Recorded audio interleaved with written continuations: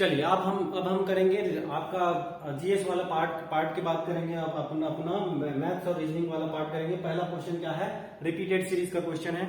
Repeated series का question है, देखते हैं पहला क्वेश्चन क्या बोल रहा है। रिपीटेड सीरीज ऐसे क्वेश्चन में हमें दो चीजें ध्यान रखना पड़ता है कि या तो मुझे दिखे कि बहुत सारे बल्क में अल्फाबेट दिखे, ठीक है ना। यहाँ पे मुझे तो बल्क में अल्फाबेट नहीं दिख रहा है। अगर बल्क में अल्फाबेट नहीं दिख रहा है तो मैं सभी अल्फाबेट को गिनूंगा। गिनने के बाद क्या करूंगा, उसको बराबर इक्वल पार्ट में डिवाइड कर सकता हूँ।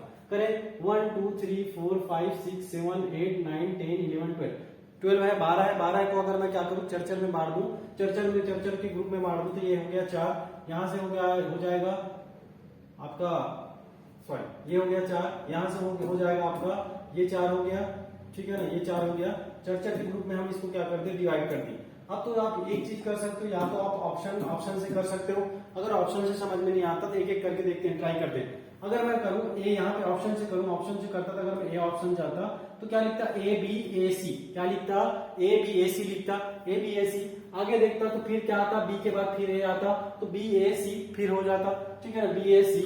सी के बाद क्या लिखता मैं बी। अगर मैं दोनों को देखूं तो कोई मुझे क्या है, कोई सीरीज नहीं पता चला है, कोई सीरीज नहीं पता चला तो मैं ए ऑप्शन नहीं कर सकता, ठीक है ना। ऐसे अगर ऐसे क्वेश्चन आपको बल्क में नहीं दिया है तो आपको क्या करना पड़ेगा, एक एक ऑप्शन आपको आगे एक एक ऑप्शन ट्राई करके देखना पड़ेगा, ठीक है ना। चलिए देखते हैं। अगर मैं डी ऑप्शन यूज कर रहा हूँ, ए बी सी हो जाएगा, सी के बाद डबल सी, उसके बाद ए, उसके बाद डबल ए। अगर मैं इस सीरीज देखूंगा सीरीज क्या है, ए डबल बी सी का दूसरा लेटर क्या है, 2 बार लिखा हुआ है, उसके बाद क्या है, बी डबल सी ए है, तो उसके बाद तीसरा लेटर 2 बार लिखा है, उसके बाद क्या है, सी डबल ए बी है, उसके बाद पहला लेटर 2 बार लिखा है, ठीक है ना। तो हमारा डी ऑप्शन क्या हो जाएगा, बिल्कुल सही हो जाएगा। चलिए आगे देखते हैं 57 नंबर का क्वेश्चन। 57 नंबर का क्वेश्चन क्या बोलता है कि एक तरफ ये एनोलॉजी का क्वेश्चन है, एक तरफ बोला, एक तरफ दिया है रेस का रिलेशन कैसे किससे है, फैटिग से है। तो उसी तरह हमारा फास्ट का रिलेशन किससे होगा। अगर मैं दौड़ता हूं मुझे थकावट होता है, फटीग होता है, ठीक। तो वैसे ही मैं फास्ट रखूंगा, क्या होगा, मुझे हंगर होगा, ठीक है ना। फास्ट रखूंगा क्या होगा, मुझे हंगर होगा, भूख लगेगा, हंगर होगा। चलिए आगे देखते हैं, आगे 58 नंबर का क्वेश्चन देखते हैं। अगर ऐसा कुछ क्वेश्चन आए विषम छांटने को, या फिर हुआ ऑड वन आउट का बेसिक अगर तो आपको पता है तो ऑड वन आउट ज्यादातर जो है ना आपका विभाजकता का रूल जो है, ठीक है ना, प्राइम नंबर या फिर विभाजकता के रूल से ज्यादा क्वेश्चन पूछा जाता है। किसमें, अगर मुझे ऑड वन आउट नंबर वाला क्वेश्चन अगर पूछा है तब। अगर मैं देखूं प्राइम में कौन सा प्राइम नंबर है, कौन सा प्राइम नंबर नहीं है, उसके बारे में देखूं। अगर मैं 121 को चेक करूं तो मैं 121 को क्या लिख सकता हूँ, 11 गुणा 11 लिख सकता हूँ, 11 में 11 में 121 होता है, 11 गुणा 11 लिख सकता हूँ, ठीक है। तो ये तो प्राइम नंबर हो नहीं सकता। अगर मैं इसको देखूं तो क्या लिख सकता हूँ, मैं इसको 51 गुणा 3 लिख सकता हूँ कि नहीं, 51 गुणा 3, तो ये भी प्राइम नंबर नहीं हो सकता। अगर मैं इसको देखूं कितना लिख सकता हूं मैं, 3 पंचे 15 और 3 या 27, ठीक है ना। तो मैं इसको 59 गुणा 3 लिख सकता हूँ, ठीक। इसको लिख सकता हूँ 11 गुणा 11, इसको लिख सकता हूँ 51 गुणा 3, इसको लिख सकता हूँ 53 गुणा 3 लिख सकता हूँ। इसका मतलब है ये क्या है, 2 संख्या से भाग चला जा सकता है, ये भी 2 संख्या से, ये भी 2 संख्या से, और ये तो खुद से भी जा सकता है, खुद से 3 संख्या हो गया, 3 संख्या से भाग चला जा सकता है। लेकिन अगर मैं 137 को देखूं तो इसका प्राइम फैक्टराइजेशन नहीं कर सकता, तो इसी कारण हमारा ऑप्शन क्या हो जाएगा, हमारा सी ऑप्शन क्या हो जाएगा, सही हो जाएगा कि 137 हमारा क्या है, अलग है, विषम है। चलिए अगला क्वेश्चन देखते हैं। अगला क्वेश्चन 59 नंबर का कि बोला है कि 39 विद्यार्थियों की एक कक्षा में, ठीक है भैया, बहुत अच्छा क्वेश्चन है। 39 विद्यार्थियों की एक कक्षा में, एक कक्षा है, ठीक है, एक कक्षा में कितने विद्यार्थी हैं, 39 है। 39 क्या है, विद्यार्थी है। चलिए आगे देखें, आगे क्या बोला जा रहा है कि राम श्याम से आगे 7 रैंक पर है, ठीक है ना। राम जो है श्याम से आगे 7 रैंक पर है, ठीक है भैया। यदि श्याम की रैंक अंतिम से 17, अंतिम से छोर से मतलब इधर से अगर क्या है, श्याम कितने नंबर पे है, 17वें नंबर पर है, तो बताइए कि राम का आरंभ से पूछा है, ठीक है ना। राम का बोला है कि कितना आगे है, 7 आगे है। कितना आगे है वो, 7 आगे, तो 17 से 7 आगे कितना हो जाएगा, इधर 17 से 7 आगे कितना हो जाएगा, 24 हो जाएगा। 24 रैंक कहां से वो है, 24वां रैंक क्या है, दाएं तरफ से है। किधर से है, दाएं से 24वां रैंक है, ठीक है ना। तो हमें पूछा है कि बाएं से का मतलब प्रारंभ से, यहाँ से प्रारंभ होगा तो दाएं से 24वें नंबर पे है। टोटल कितने व्यक्ति हैं? 39 व्यक्ति हैं। तो मैं इसको कैसे सॉल्व कर सकता हूँ? एक बेसिक फॉर्मूला बोलते हैं, फॉर्मूला बोलना चाहे कुछ भी, ठीक है। Total is equal to left plus right minus 1, ठीक है ना। देखो राइट से दिया है मेरा रैंक कितना है? 24 हो गया, क्योंकि क्वेश्चन में बोला है कि श्याम तो 17वें स्थान पर है और श्याम से 7 आगे कौन है? राम है, ठीक है। श्याम से 7 आगे कौन है? राम है, तो 24 हो जाता, 24वां रैंक। तो मैं क्या कर सकता हूँ यहाँ पे? टोटल तो मेरा 39 है, ठीक, टोटल मेरा 39 है। 39 टोटल कितने हैं मेरा? 39 है, टोटल 39, ठीक है ना। और मेरा राइट से रैंक कितना है मेरा? 24वां रैंक है, ठीक। प्लस हमें कितना लेफ्ट से निकालना है? -1। इधर आके 40 हो जाएगा। 40 में अगर मैं कितना घटाऊं? 24 घटाऊं तो कितना बच रहा है मेरा? 16। तो उसका रैंक कितना हो जाएगा? 16वां रैंक हो जाएगा। किधर से? लेफ्ट हैंड साइड से या फिर प्रारंभ से। प्रारंभ से कौन से नंबर पे होगा? राम 16वें नंबर पे होगा। चलिए ये रैंकिंग का क्वेश्चन है, आसान क्वेश्चन था। चलिए आगे देखते हैं। एक मनुष्य दक्षिण दिशा में 30 मीटर चलता है। चलिए यहाँ पे डायरेक्शन बनाते हैं दक्षिण दिशा में। किस दिशा में? दक्षिण दिशा में। ये हो गया मेरा सेंटर पॉइंट। दक्षिण दिशा, ये उत्तर है, दक्षिण है, पूर्व है, पश्चिम हो गया। दक्षिण दिशा में कितना मीटर चलता है? 30 मीटर चलता है, ठीक है भैया, चला दिए। उसके बाद बोल रहा है तब वह दाएं ओर मुड़ता है। दाएं का मतलब राइट हैंड साइड मुड़ता है। राइट हैंड साइड मुड़ने के बाद 30 मीटर चलता है। 30 मीटर चला दिए, फिर 30 मीटर चलता है, फिर बाएं मुड़ता है। फिर कहाँ मुड़ता है वो? बाएं मुड़ता है का मतलब है पहले दाएं मुड़ा है ना, ठीक, दाएं मुड़ा फिर बाएं मुड़ता है का मतलब है कहां पे मुड़ेगा? लेफ्ट हैंड साइड में। लेफ्ट हैंड साइड मुड़े, लेफ्ट हैंड साइड में मुड़ा। लेफ्ट हैंड साइड मुड़ने के बाद कितना चल रहा है वो? 25 मीटर। ये रहा 25 मीटर चल दिए भैया, ठीक है। फिर वह बाएं मुड़ता है, फिर बाएं मुड़ता है, फिर बाएं मुड़ रहा है मतलब फिर लेफ्ट हैंड साइड मुड़ रहा है। और कितना मीटर चल रहा है? 30 मीटर चल रहा है। ये रहा 30 मीटर चल रहा है मतलब इस सेंटर लाइन पे आ गया, सेंटर पे, ठीक है, सेंटर पे आ गया। 30 मीटर चलता है। वह प्रारंभिक स्थिति से कितनी दूरी पर है? ठीक है भैया, यहां से स्टार्ट किया है, और यहाँ पे देखो, अगर मैं यहाँ पे देख रहा हूँ स्टार्ट किया तो इस पॉइंट तक कितना है? 30 है, ठीक। और यहाँ से लेके यहाँ तक कितना है? 25 है। ये रहा 25, 30 और 25 कितना हो गया? 55 मीटर। तो कहीं ऑप्शन में नहीं दिख रहा है, तो हम किसके साथ चले जाएंगे? NOT के साथ चले जाएंगे, नॉट के साथ चले जाएंगे। कितना आएगा? 55 मीटर। वो प्रारंभिक स्थिति से कितना मीटर में है? 55 मीटर दूर में है। चलिए कितना मीटर दूर में है? 55 मीटर। अगला क्वेश्चन देखते हैं। अगला क्वेश्चन है कि यदि 35 प्लस 48 कितना है? 80 है। यदि 35 प्लस 48 कितना है? 80 है। 23 प्लस 34 कितना है? 24 है। 15 प्लस 25 26 है। तो 14 प्लस 21 कितना होगा? चलिए अब इसके लिए क्या करना है हमें? अगर मैं एक काम करूं, ठीक है ना, अगर एक काम करूं, इन दोनों को जोड़ू, कितना आएगा? 5 और 8, 5 और 3 कितना हो जाएगा? 8, ठीक है ना। 5 3 कितना हो जाएगा? 8 हो जाएगा। प्लस, ठीक है ना, 8 4 12 हो जाएगा, ठीक है। 8 4 ये क्या है? डिजिटल सम निकालो। 5 और 3 5 3 8 हो गया। 8 4 12 दोनों का डिजिटल सम कितना हो गया? इसका 8 इसका 12, और दोनों को फिर जोड़ूंगा तो कितना आएगा? 20 आएगा। और 20 को 2 से गुणा करना है, बस कितना आएगा? 40। वही काम यहाँ पे करना है। 3 और 2 को जोड़ो, कितना आएगा? 5 आएगा। 3 और 2 को जोड़ो, कितना आएगा? 5, ठीक है ना। प्लस 4 और 3 को जोड़ो, कितना आएगा? 7, 7 और 5 कितना हो जाएगा? 12, और 12 में 2 गुणा करना है 24। ऐसे क्वेश्चन आपको जो अगर समझ में नहीं आए, एक बार आप क्या किए? अटेम्प्ट किए, लेकिन एक बार में बन नहीं रहा, तो ऐसे क्वेश्चन को स्किप करिएगा। जब आपके पास लास्ट में जब टाइम बचेगा ना, तब आपको क्या करना है? उस क्वेश्चन पे फिर से आना है, ठीक है ना। ऐसे क्वेश्चन को क्या करना है? स्किप करना है। फिर बोल रहे यहाँ पे देखो, 5 और 1 कितना हो जाएगा? 5 और 1 6, ठीक है। 5 और 2 कितना हो गया? 7, ठीक। 7 और 6 कितना हो गया? 13 गुणा 2 कितना हो जाएगा? 13 दूनी 26। सेम चीजें हमें, सेम प्रक्रिया किसके साथ अपनाना है? इसके साथ। तो 4 और 1 कितना हो जाएगा? 5, प्लस 2 और 1 कितना? 3, 5 3 कितना हो जाएगा? 8, 8 और 8 गुणा 2 करूंगा, कितना आएगा? 16। हमारा आंसर कितना आ जाएगा? 16। तो हम सी ऑप्शन के साथ चले जाए। चलिए आगे देखते हैं 62 नंबर का क्वेश्चन। एक फार्म में कुछ बकरियां और कुछ मोर हैं। यदि सिरों की संख्या 60 और पैरों की संख्या 170 है तो बकरियों की संख्या ज्ञात कीजिए, ठीक है ना। चलो ऐसे क्वेश्चन में या तो आप हिट एंड ट्रायल लगा सकते हो, या तो बेसिक मेथड लगा सकते हो। हमें पता है कि हमें अगर दो पैर वाले जानवर के लिए निकालना है, तो बेसिक चीजें समझना, बेसिक चीजें याद रखना। अगर मुझे 2 पैर वालों के लिए निकालना है, तो मैं तो पहले हेड है ना, सिर है, सिर में क्या करूंगा? लेग घटाऊंगा। सिर में क्या घटाना है, पैर घटाना है। सिर में क्या घटाना है, पैर घटाना है। और सिर को 2 से गुणा करना है और पैर को क्या करना है, 2 से भाग देना है। सिर को क्या करना है, 2 से गुणा करना है और पैर को 2 से भाग देना है। अब जो चीजें दिया हुआ है बस उसको पुट करना है। 2 गुणा हेड कितना है, यहाँ पे हमारा सिरों की संख्या कितना है, 60 है, माइनस लेग की संख्या या फिर पैर की संख्या कितना है, 170 बटा 2। ठीक है ना। 60 दूनी कितना हो जाएगा, 120 माइनस 170 का आधा कितना हो जाएगा, 85। कितना हो जाएगा, 85। 120 में 85 घटाइए कितना बचेगा, 120 में 85 घटाइए कितना बचेगा, 35 बचेगा। कितना बचेगा, 35। तो 35 संख्या किसका है, 2 पैर वाले का। 2 पैर वाले का मतलब मोर का। तो बचा हुआ टोटल सिर कितने हैं, हर एक प्राणी का तो एक ही सिर होगा ना। ठीक है, हर एक प्राणी जिसमें यहाँ पे जिसके अनुसार बकरी और मोर का एक एक सिर होता है, एक एक सिर होता है। तो ऑब्वियस सी बात है 35 तो किसका सिर हो गया, मोर का सिर हो गया। तो बचा हुआ सिर किसका होगा, बकरी का। ठीक है ना, बकरी का सिर होगा। तो 35 तो मोर है, तो बचा हुआ 25 किसका हो जाएगा, बचा हुआ 25 किसका हो जाएगा, बकरी का हो जाएगा।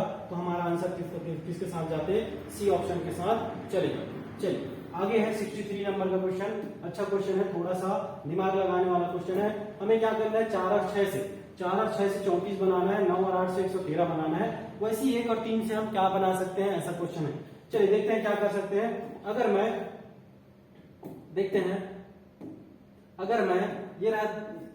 मैं क्या करूं, चलिए अगर ये 4 है, 4 में 1 घटाऊं कितना बचेगा, 3। और 6 में 1 घटाऊं कितना बचेगा, 5। ठीक है ना, 6 में 1 घटाऊं कितना बचेगा, 5। तो अब मुझे करना है 3 का वर्ग करना है और 5 का वर्ग करना है। ठीक, 3 का वर्ग कितना होता है, 3 तिया 9। ठीक है ना, 5 का वर्ग कितना होता है, 25। 25 और 9 कितना हो गया, 34। अब देखना क्या करना है, ये जो तुम्हारा ये संख्या है ना, इसमें 1 घटाना है। 1 घटा कितना आ गया, 8 आ गया। 8 में 1 घटाओगे 7 आ गया। 8 का वर्ग करोगे, 7 का वर्ग करोगे, दोनों जोड़ोगे कितना आएगा, 113। वही प्रोसेस किसके साथ अपनाना है, इस वाले के साथ। तो 1 में 1 घटाओ कितना आएगा, 0 0 का वर्ग। 3 में 1 घटाओ कितना आएगा, 2। तो 2 का वर्ग, 2 का वर्ग कितना हो गया, 4। 0 का वर्ग हुआ 0। ठीक है ना, दोनों को जोड़ना है। दोनों को जोड़ोगे कितना आएगा, 4 में 0 जोड़े कितना आएगा, 4। तो हमारा बी ऑप्शन सही हो जाता। आगे हमारा सिलोजिज्म का क्वेश्चन है। सिलोजिज्म बोल रहा है कि कुछ स्कूल प्रयोगशाला है। हमें जो स्टेटमेंट दिया है, स्टेटमेंट के अनुसार क्या बनाना रहता है, एक स्टेटमेंट के अनुसार हमें क्या बनाना रहता है, एक वेन डायग्राम। और उस वेन डायग्राम को चेक करना रहता है किससे, निष्कर्ष से। बोला है कि कुछ स्कूल प्रयोगशाला है। ये रहा स्कूल का कुछ पार्ट किसके पास है, प्रयोगशाला के पास है। बोला है कि सभी प्रयोगशाला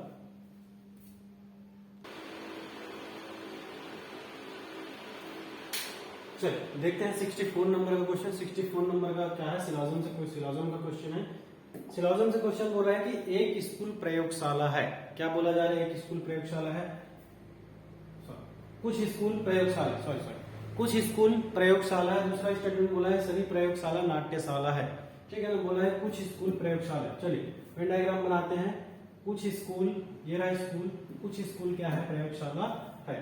ठीक है, आगे बोला है कि सभी प्रयोगशाला नाट्यशाला। ये स्कूल है, ये प्रयोगशाला है, सभी प्रयोगशाला क्या है, नाट्यशाला है। ठीक, अब निष्कर्ष बोल रहा है कि कुछ नाट्यशाला स्कूल है।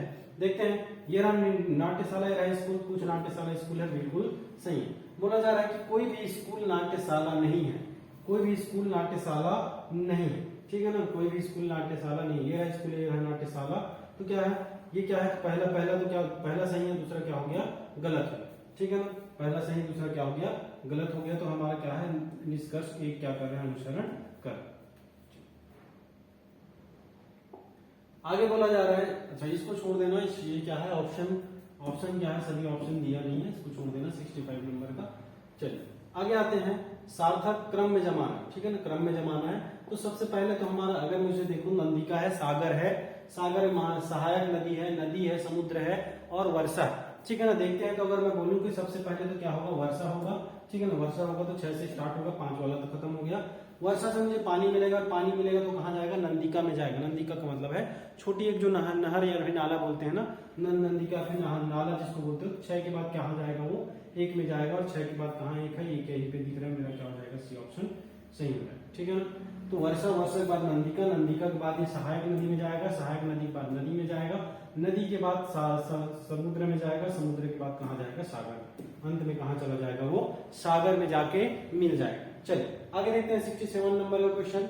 यदि ए को क्या बोला गया है, डिवाइडेड बाई से दर्शाया गया है, बी को प्लस, कुछ नहीं है, जो तुम्हारा एबीसी है ना, एबीसी के लिए साइन साइन किया गया है, बस साइन लिखना, सॉल्व करना है, ठीक है ना। 24 ए के लिए साइन क्या है, डिवाइडेड बाई, ठीक है, 6। बी के लिए साइन क्या है, डी के लिए साइन है इंटू 4।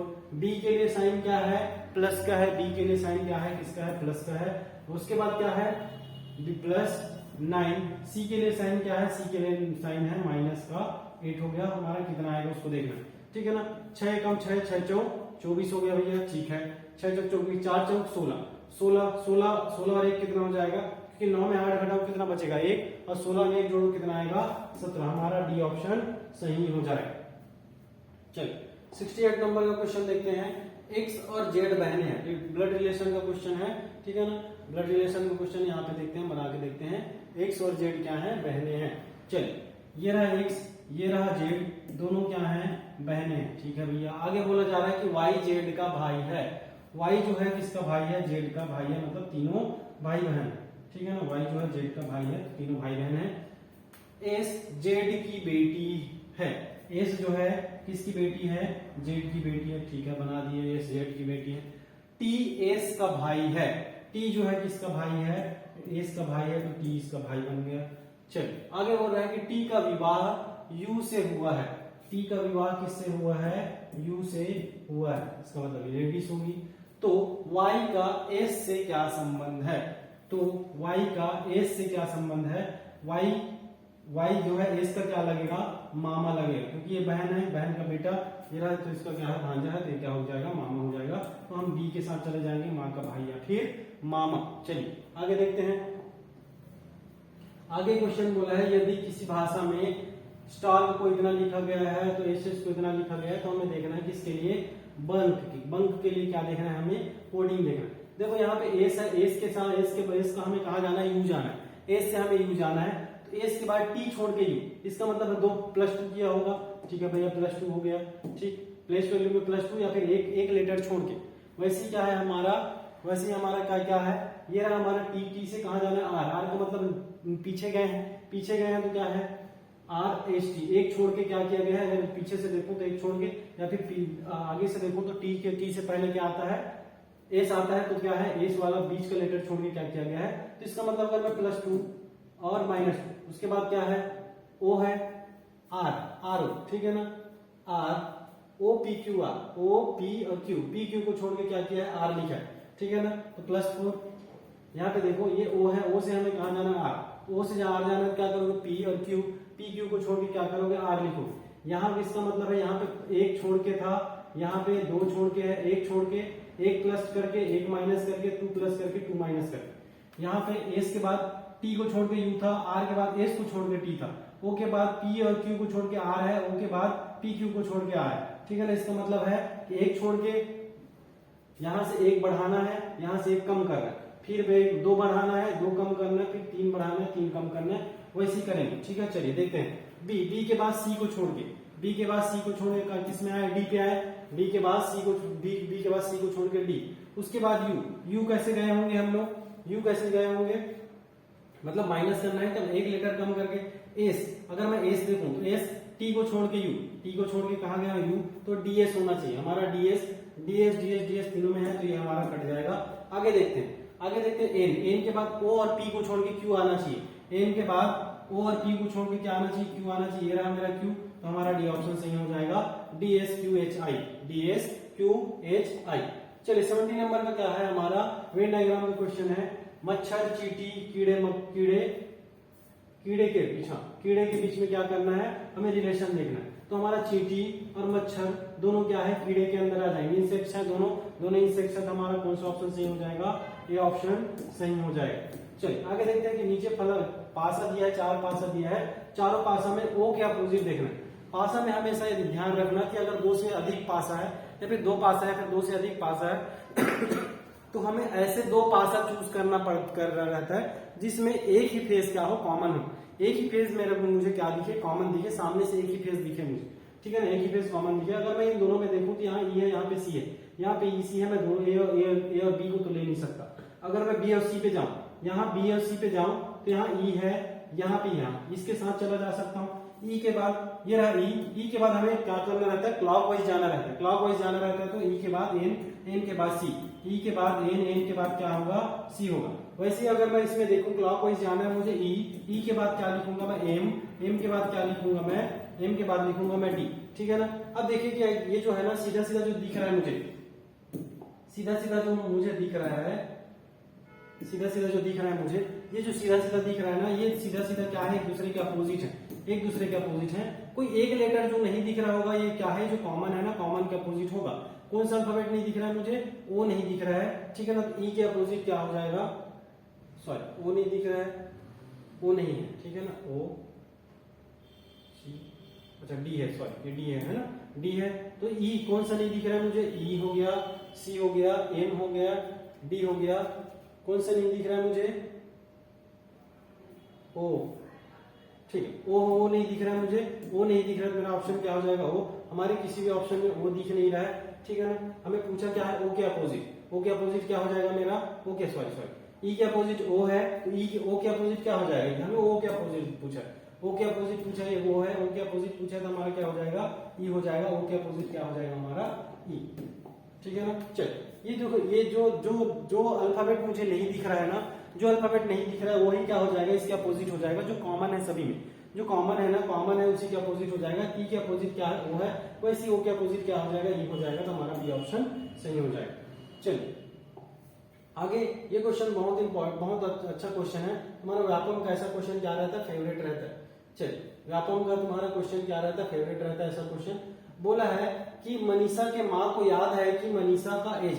ऐसे क्वेश्चन में ना कोई भी स्टेटमेंट को काटना नहीं। अगर एक स्टेटमेंट दूसरा स्टेटमेंट को कॉन्ट्राडिक्ट कर रहा है ना, तब हमें काटना है बस, ठीक है। किसी भी क्वेश्चन, किसी भी हमारे स्टेटमेंट को गलत नहीं मानना है। हमें बोला है कि 10 और 15 के बीच में, कौन बोल रही है, उसकी माँ बोल रही है कि मनीषा का जन्म 10 और 15 के बीच में है।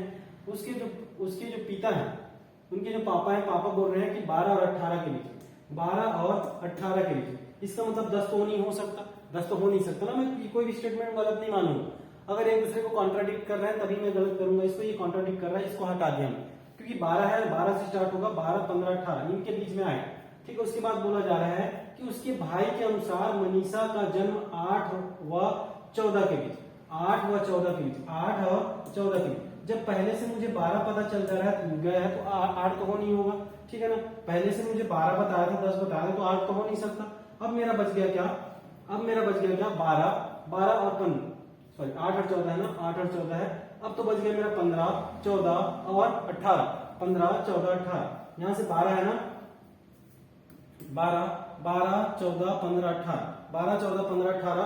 अब देखो कि ये जो है बोला है कि 14, 8 से 14 के बीच में, मतलब 14 से 14 के बाद नहीं हो सकता, क्योंकि ये बोला है ना 8 और 14 के बीच में होगा, तो 14 के बाद तो हो नहीं सकता। तो 14 के बाद के सारे कंडीशन क्या हो जाएंगे, नल हो जाएंगे।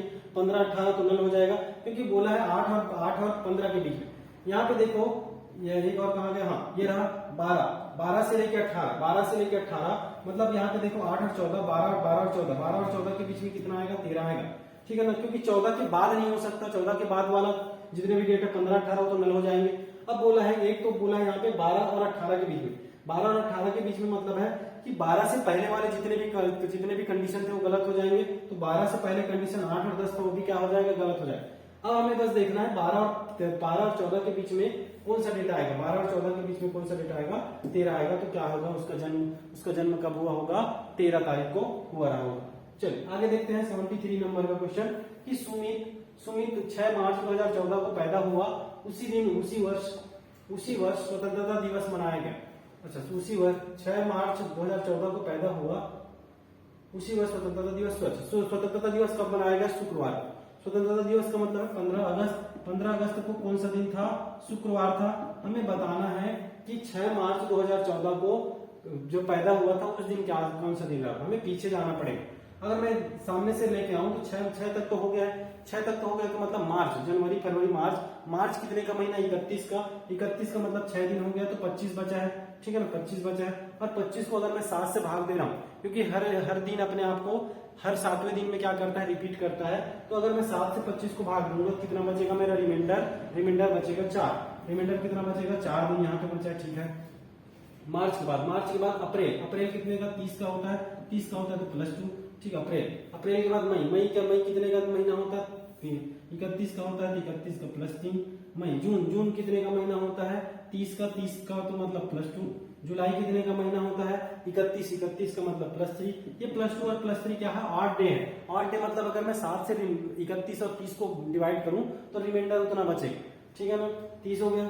अब अगस्त में हमें 15 तक जाना है, 15 तक जाना है का मतलब 7 से अगर 15 को भाग दो, रिमाइंडर कितना बचेगा, 1 बचेगा। चलिए देखते हैं, 4 3 7, 4 3 7, ये तो खत्म हो गया, ठीक है ना।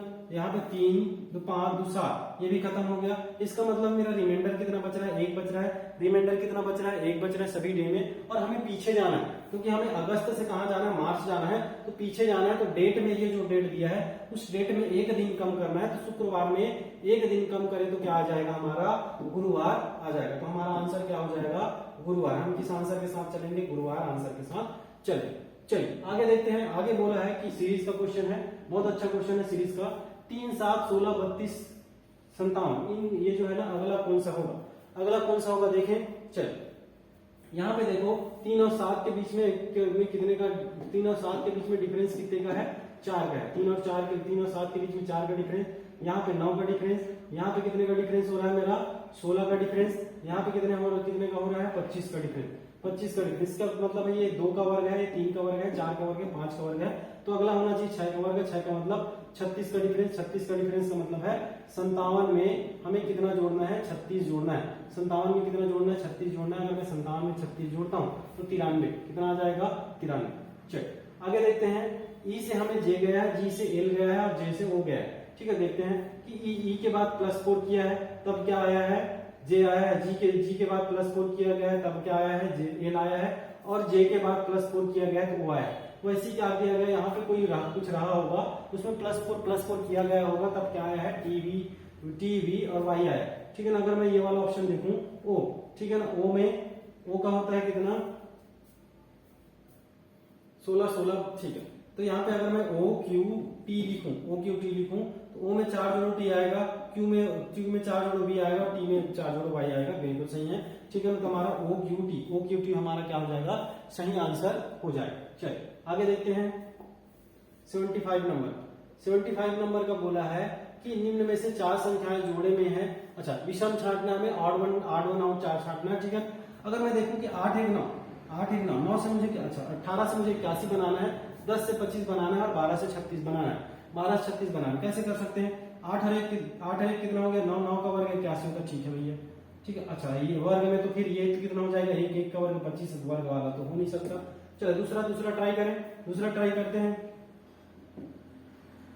अगर मैं दूसरा नियम या फिर दूसरा रूल ट्राई करूं, यहाँ पे 18 को आधा करूं कितना हो जाएगा, 9, और 9 का वर्ग कितना होता है, 81। 9 का वर्ग कितना होता है, 81। अगर मैं यहाँ पे 10 है, 10 का आधा करूं 5 का वर्ग कितना होता है, 25।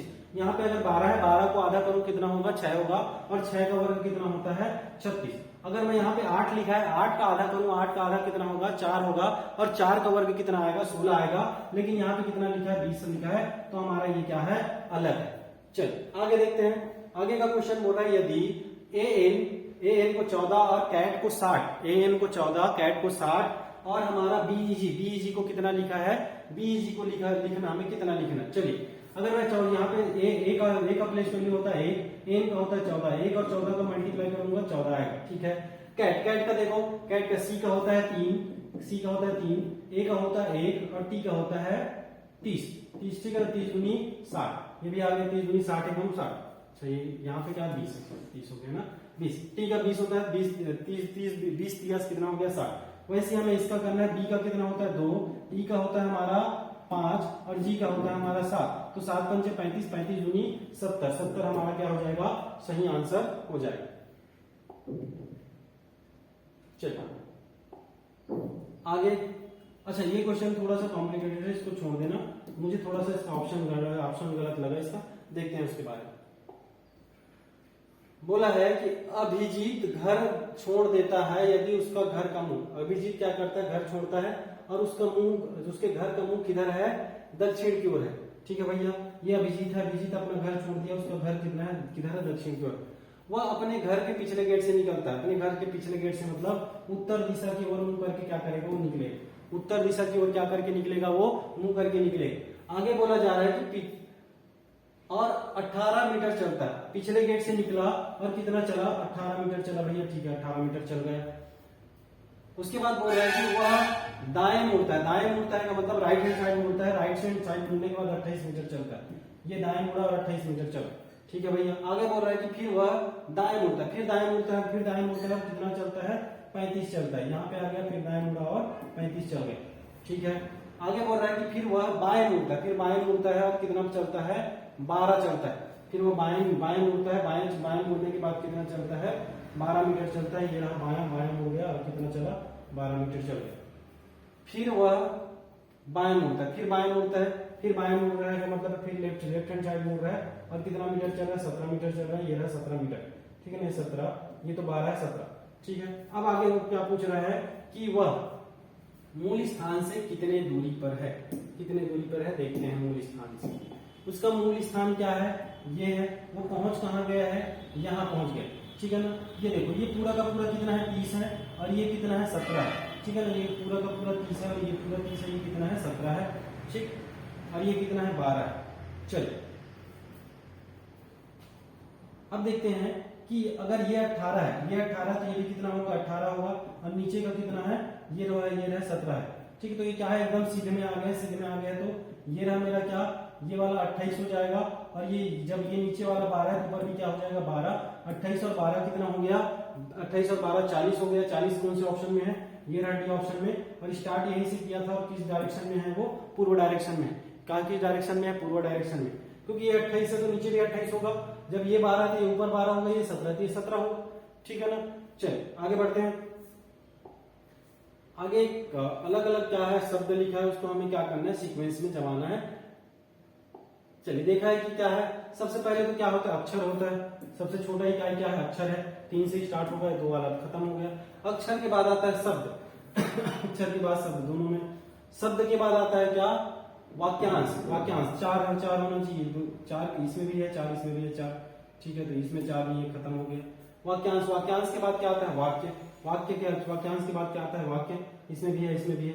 वाक्यांश के बाद क्या आता है, वाक्य। वाक्य के बाद क्या आता है मेरा, पैराग्राफ। तो पैराग्राफ वाला क्या हो जाएगा आंसर, 5 वाला हमारा ऑप्शन हो जाएगा, ऑप्शन ए के साथ चलेंगे, ऑप्शन ए के साथ चलेंगे। 81 नंबर का क्वेश्चन क्या बोल रहा है, HFD BZX BTR, तो अगला पद कौन सा होगा, अगला पद कौन सा होगा, देखते हैं। यहाँ से H अगर मैं यहाँ पीछे से आऊँ, देखो R S छोड़ के T है, T के बाद U छोड़ के V है, V के बाद W छोड़ के X है, X के बाद Y छोड़ के Z है, Z के बाद A छोड़ के D है, D के बाद C छोड़ के D है, D के बाद E छोड़ के F है, और F के बाद G छोड़ के H है। ठीक है ना, F के बाद G छोड़ के H होगा। वैसे क्या होगा, बस एक एक माइनस करना है, क्या होगा, T से अगर स्टार्ट करो, T के बाद S छोड़ के क्या होगा, R होगा, तो हमारा T वाला ऑप्शन क्या हो जाएगा, सही हो जाएगा, RTRP। ठीक, T के बाद Q छोड़ के R है, R के बाद S छोड़ के T है, T के बाद S छोड़ के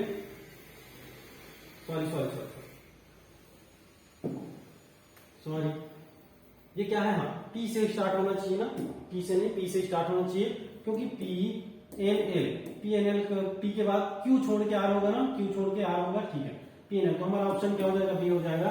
T के बाद Q छोड़ के क्या है, Q छोड़ के R है, N के बाद N के बाद O छोड़ के P है, L के बाद M छोड़ के N है। ठीक है, तो हमारा B ऑप्शन सही हो जाएगा, डी ऑप्शन नहीं, हमारा बी ऑप्शन सही हो। चलिए आगे देखते हैं, इसको क्या करना है, हमें जो आपका डिक्शनरी होता है ना, डिक्शनरी के हिसाब से क्या करना है, हमें जमाना है। डिक्शनरी के हिसाब से क्या करना है, हमें जमाना है। तो डिक्शनरी में सबसे पहले कौन आएगा, देखो सभी में तो बी है, सभी में बी है। बी के बाद ए, बी के बाद ए वाला कौन सा, ये वाला है, तो या तो 4 आएगा या तो 5 आएगा। ए के बाद हमें थर्ड लेटर देखो, थर्ड में एफ है, यहाँ पे एन है, तो एक पहले आता है कि एन पहले आता है, एक पहले आता है भैया, तो एक पहले आता है, तो हमारा 4 वाला ऑप्शन हो जाएगा, 2 वाला तो गलत हो गया, तो 4 के बाद 2 आएगा, ये दोनों तो कट गया। ठीक है, अब आते हैं ब्रूक, ब्राइट और क्या लिखा है, बॉइस्टेरस। ठीक, बॉइस्टेरस में आते हैं तो ग्रुप, यहाँ से बी आर, यहाँ पे बी आर बी ओ, तो ओ पहले आता है कि आर पहले आता है, ओ पहले आता है कि आर पहले आता है, तो ओ पहले आता है भैया, तीन दोनों में तीन है। उसके बाद आते हैं, ये भी कट गया। अब देखते हैं इन दोनों में, आई पहले आता है कि ओ पहले आता है, आई पहले आता था हमारा, 5 पहले आएगा, तो हमारा ये ऑप्शन के साथ चले, ये ऑप्शन के साथ चले। चलिए 82 के बाद आता है 83। बोला है कि एक क्रिकेटर का 10 पारियों में रनों का औसत 60 है, तो 11वीं पारी में कितना रन बनाएगा कि कुल औसत कितना हो जाए, 63 हो जाए। देखो ऐसे क्वेश्चन को कैसे टैकल करना है वो देखिए। देखो अगर औसत बढ़ाना है, औसत बढ़ाना है तो ऑब्वियस सी बात है, मिनिमम जो औसत था उतना तो मुझे स्कोर करना ही करना है। कितना स्कोर करना है, 60 स्कोर करना है। एक्स्ट्रा कितना करना पड़ेगा मुझे, 2 एक्स्ट्रा करना पड़ेगा। 2 एक्स्ट्रा करना है, कितने पारियों में करना पड़ेगा, 11 पारियों में करना पड़ेगा। तो 11 दूनी 22, 22 में 60 जोड़ो कितना आएगा, 82, 82। चलिए आगे बोला है कि दो बराबर राशियां क्रमशः 2 वर्ष और 3 वर्ष के लिए 8% प्रति वर्ष साधारण ब्याज की दर से दिया गया और उसमें ब्याज का अंतर 56 हो, तो उधार ली गई राशियां होगी। उधार ली गई राशि क्या है उसको हमें देखना है। समान राशि है, 2 वर्ष और 3 वर्ष के लिए दिया है। ठीक है ना। साधारण ब्याज में हर वर्ष जो हमारा ब्याज मिलता है, ब्याज जो है हर वर्ष क्या मिलता है, समान मिलता है। तो 8 दूनी 16, टोटल कितना परसेंट ब्याज मिलेगा मुझे, 16%। यहाँ पे 8 या 24, टोटल ब्याज मिलेगा कितना, 24%। ठीक है ना। पहले कंडीशन में 16%, दूसरे कंडीशन में 24%। ठीक है ना। पहले कंडीशन में 16%, दूसरे कंडीशन में 24% मुझे क्या मिलेगा, ब्याज मिलेगा। चलिए आगे देखें।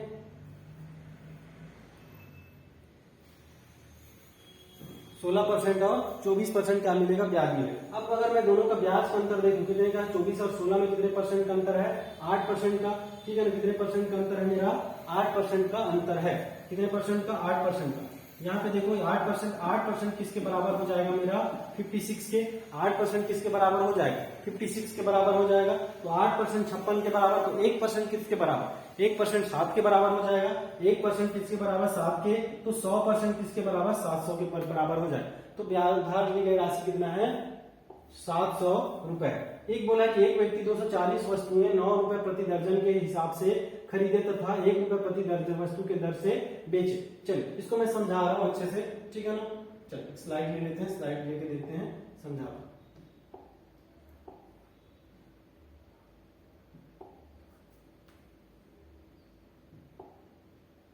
चलिए बोला है कि 240 है, 240 वस्तु जो है ना, 240 वस्तुओं को क्या किया गया है, 240 वस्तुओं को 9 रुपए प्रति दर्जन के हिसाब से, 9 रुपए प्रति दर्जन के हिसाब से क्या किया गया है, खरीदा गया। 9 रुपए प्रति दर्जन के हिसाब से खरीदा गया। और उसको क्या किया गया है, एक बार क्वेश्चन देख लेते हैं फिर से।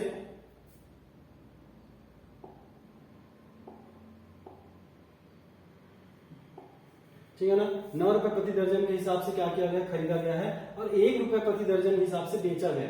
1 रुपए प्रति दर्जन के हिसाब से क्या किया गया, उसको बेचा गया। देखते हैं।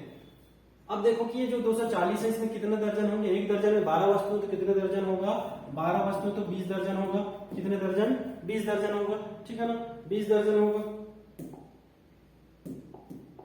अब 20 दर्जन को, एक दर्जन को 9 रुपए, तो 20 दर्जन को कितने में, 9 दूनी 18, 9 दूनी 18, तो 180 रुपए में क्या किया गया होगा, उसको खरीदा गया होगा। 180 रुपए में 9 दूनी 18 होगा, 180 रुपए में खरीदा गया होगा।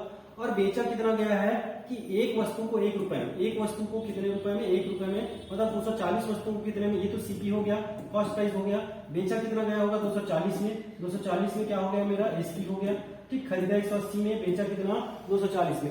खरीदा कितने में, 180 में, बेचा कितना, 240 में। कितने का लाभ हुआ, कितने का लाभ होगा, 60 का लाभ होगा। और किस पर लाभ होता है, हमेशा होता है क्रय मूल्य पे।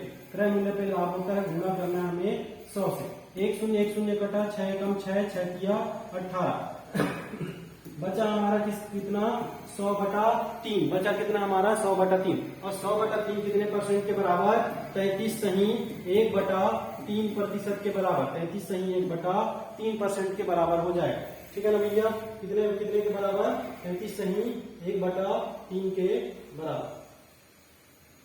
तो कौन सा ऑप्शन सही हो जाएगा हमारा ऑप्शन डी हमारा करेक्ट आंसर हो जाएगा। डी ऑप्शन क्या हो जाएगा हमारा करेक्ट ऑप्शन। यदि कोई व्यक्ति 4 किलोमीटर प्रति घंटे की चाल से जाता है तथा 16 किलोमीटर प्रति घंटे की चाल से वापस आता है, तो पूरी यात्रा में औसत चाल क्या होगा। चलिए इसको भी हम स्लाइड लेके आपको समझा देते हैं। ठीक है ना। चलिए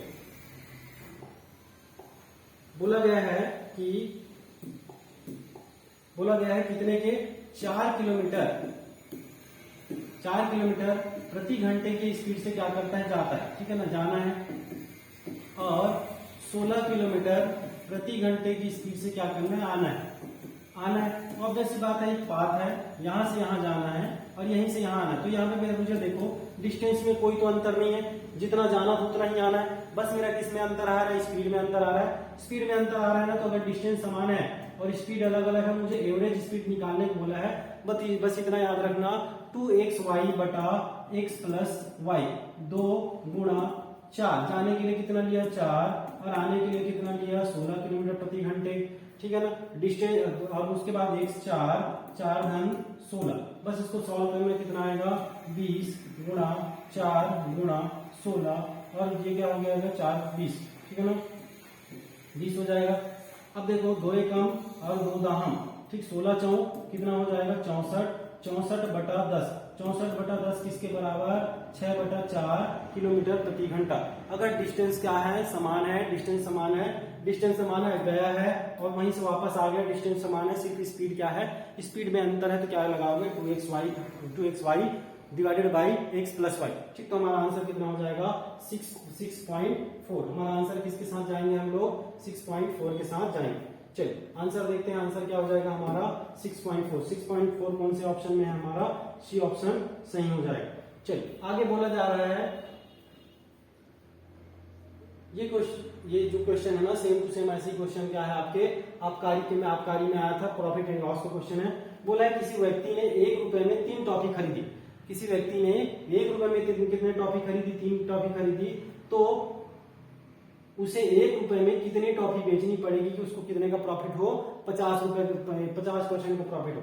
चलिए इसको हम आपको स्लाइड से समझा दे रहे हैं, ठीक है ना, स्लाइड से समझा दे। बोल रहा है कि 1 रुपए में कितने रुपए में, 1 रुपए में कितने टॉफी, 3 टॉफी, 1 रुपए में कितने टॉफी, 3 टॉफी, ठीक है भैया 3 टॉफी।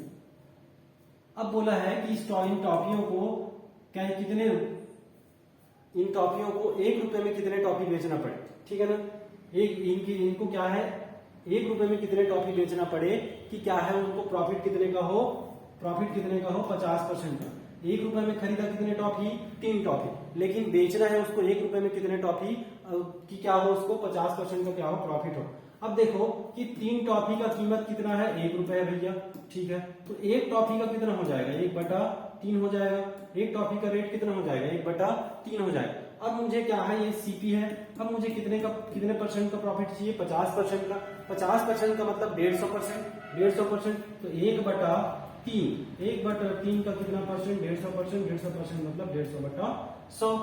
ये हो गया 1, ये खत्म, 5 दूनी 10 और 5 तिया 15, 3 से 3 खत्म, ठीक। तो 1 रुपए जो एक टॉफी का रेट कितना है 1/2 रुपए।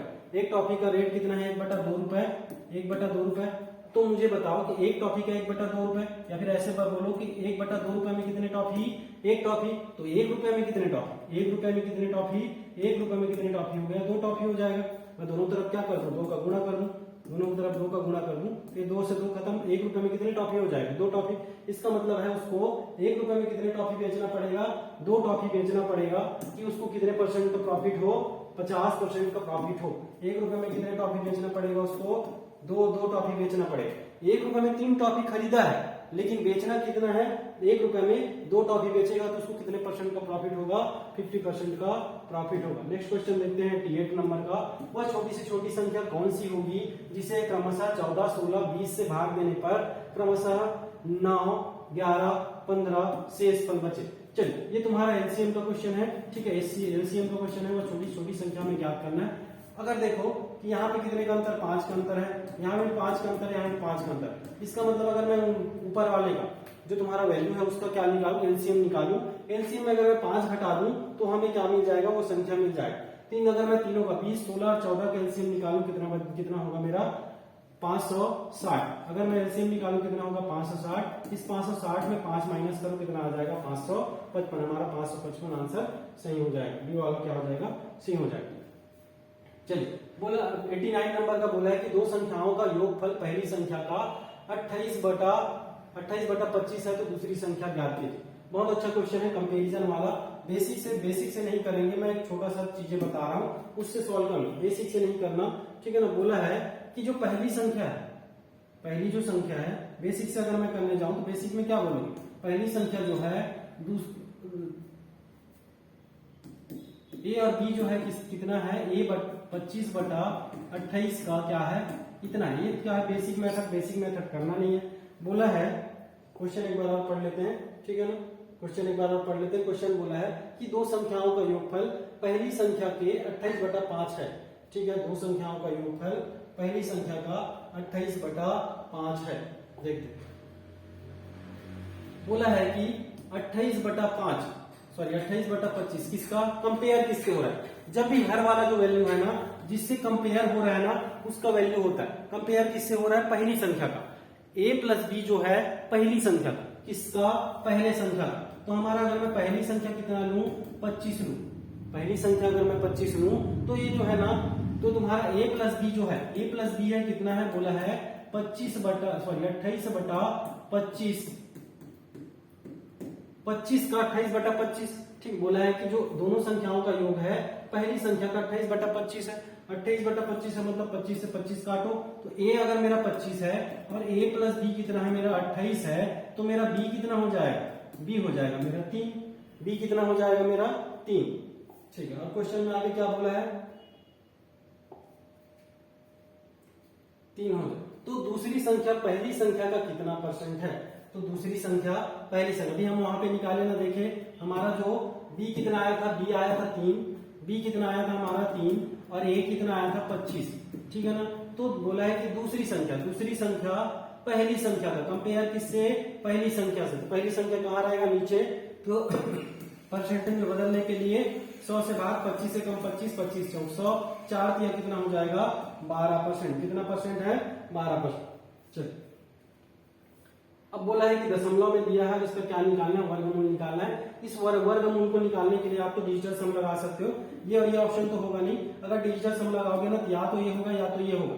जब इसका 2 बार गुणा करोगे, इसका 2 बार गुणा करोगे ना, तो इसका 2 बार गुणा करोगे तो एग्जैक्ट वैल्यू आएगा, तो हमारा बी ऑप्शन के साथ चले जाएगा। ऐसा जो अगर तुम्हें क्या करे, दशमलव में देगा ना, तो डिजिटल सम से देगा, डिजिटल सम से देगा। ऑप्शन में दोनों फंस गया था, दोनों फंस गया तो दोनों ऑप्शन सही हो सकता है, तो यहाँ पे थोड़ा सा लेंदी हो जा सकता है। लेकिन क्या है, अगर आपको वर्गमूल और वर्ग दे तो डिजिटल सम से करना बहुत आसान होता है, ठीक है ना। ऑफलाइन क्लास में हम पढ़ाए उसके बारे में कि डिजिटल सम से स्क्वायर और क्यूब को कैसे सॉल्व करना है, ठीक। चलिए आगे देखते हैं। आगे का क्वेश्चन क्या बोला है कि एक रेलगाड़ी पहली 300 किलोमीटर 30 किलोमीटर प्रति घंटा के औसत चाल से तथा आगे समान दूरी 60 किलोमीटर औसत चाल से रास्ता तय करता है, तो रेलगाड़ी का कुल औसत चाल क्या होगा, ठीक। चलिए, इसको हम क्या करते हैं, एक स्लाइड लेके आपको समझाते हैं।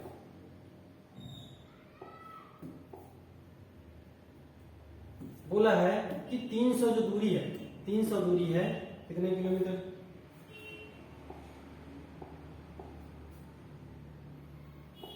300 दूरी जो है, एक तो 30 किलोमीटर और एक 60 किलोमीटर। 300 दूरी जो है, पहले क्या है 30 किलोमीटर प्रति घंटे प्रति आवर की स्पीड से चल रहा है, और अगला जो 300 किलोमीटर है 60 किलोमीटर प्रति घंटे के औसत चाल से चल रहा है। इसका मतलब है कि टोटल तो दूरी कितना चला, टोटल दूरी चला है वो 600 मीटर, टोटल दूरी चला है कितना 600 मीटर, ठीक है ना। तो अगर मैं यहाँ पे देखूं, इसका 300 किलोमीटर को चलने के लिए, 6 किलोमीटर है, 300 किलोमीटर को चलने के लिए अगर मैं 30 की स्पीड से चलूं तो कितना समय लगेगा। हमारा पढ़े हैं ना हम लोग, एस इज इक्वल टू क्या होता है, डी बाई टी होता है। अगर मैं टाइम निकालूं तो क्या हो जाएगा, डी बाई एस हो जाएगा। मेरा क्या है, डिस्टेंस कितना है 30 किलोमीटर और समय कितना निकला है, स्पीड कितना है 30 किलोमीटर प्रति घंटा, ठीक। तो मेरा टाइम कितना हो जाएगा, टाइम कितना बचेगा मेरा, कितना होगा 10 घंटा। कितना घंटा लेगा इसको तय करने के लिए, 10 घंटा लेगा। आगे देखते हैं, अगर उसी को 300 किलोमीटर को चलना है किसकी स्पीड से, 60 की स्पीड से, 60 से भाग दो, कितना आ जाएगा ये 6 6 5 30 5 घंटा। अगर वो 30 के स्पीड से चलता है 10 घंटा लेता है, और 60 के स्पीड से चलता है कितना घंटा लेता है 5 घंटा, और टोटल उसको कितना दूरी तय करना है 600। अगर यहाँ पे औसत चाल निकाले, औसत चाल के लिए बेसिक अगर पढ़े होंगे तो औसत चाल के लिए क्या पढ़ते हो, कुल दूरी बटा कुल समय, कुल दूरी बटा कुल समय, ठीक है ना, कुल दूरी बटा कुल समय। कुल दूरी उसको कितना चलना है 300 धन 300 कितना चलना है उसको 600 चलना है, कितना चलना है 600, और वो कुल कितने समय तक चल रहा है 10 और 5 15, ठीक है ना। पहले 300 चलने के लिए उसको 10 घंटा लगा, दूसरा 300 चलने के लिए उसको कितना लगा 5 घंटा। क्यों? क्योंकि पहले 300 को वो 30 किलोमीटर प्रति घंटे की स्पीड से चल रहा था, और दूसरा जो 300 किलोमीटर है उसको कितने 60 किलोमीटर, तो टोटल कितना हो गया इसका 5 और 10 15, ठीक है 15 कर लो इसको, 15 एकम 15 15 चौक 60, 40 किलोमीटर प्रति घंटा उसका क्या है औसत चाल।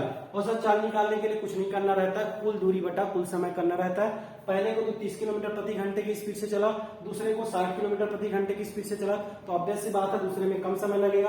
पहले में 10 घंटे लगा, दूसरे में 5 घंटे लगा। कुल दूरी कितना हो गया 300 धन 300 600, और कुल समय कितना होगा 15 घंटे। तो 15 घंटे से क्या करोगे भाग दोगे, कितना आ जाएगा हमारा 40 किलोमीटर प्रति घंटा आ जाएगा। चलो आगे देखते हैं, तो हमारा आंसर कितना हो जाएगा 40 किलोमीटर प्रति घंटा। हमारा ऑप्शन कौन सा चला जाएगा, बी ऑप्शन हमारा सही हो जाएगा 40 किलोमीटर प्रति घंटा। आगे देखते हैं, देखिए बोला है कि एक व्यक्ति अपने वेतन का 2/5 भाग किराए में, 3/10 भाग खाने में और 1/8 भाग वाहन में खर्च करता है। 2/5, 3/10 और चलो यहीं पे बनाते हैं इसके बाद इसको।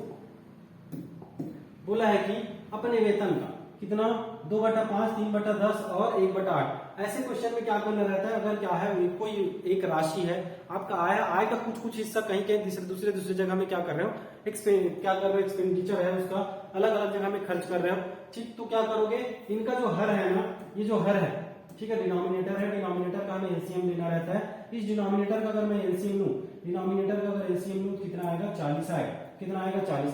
5, 10 और 8 का एलसीएम निकाल के देखना कितना आएगा 40 आएगा। अब इस 10 से मैं 40 को भाग दूं कितने बार में जाएगा 4 बार में, ऊपर में गुणा करें। इस 5 को 40 से भाग दूं, मतलब 40 को 5 से भाग दूं कितने बार में जाएगा 8 बार में। अगर 8 से 40 को भाग दूं कितने बार में जाएगा 5 बार में। देखिए अब यहाँ कितना हो गया 8 दूनी 16, ये 16 हो गया। 16 तो खर्च कर रहा होगा किसमें, मकान किराए में, ये रेशियो में है, ठीक है ना। 40 उसका कुल 40 था, 40 का 16 किसमें खर्च कर रहा होगा, मकान किराए में, ठीक है। उसके बाद 12 किसमें खर्च कर रहा होगा, भोजन में, और आपका 5 एकम 5 किसमें खर्च कर रहा होगा, वो वाहन में खर्च कर रहा होगा। टोटल देखो ये उसका आय है 40, खर्च 16 किसमें, मकान किराए में, 12 किसमें, खाने में, और 5 किसमें वाहन में।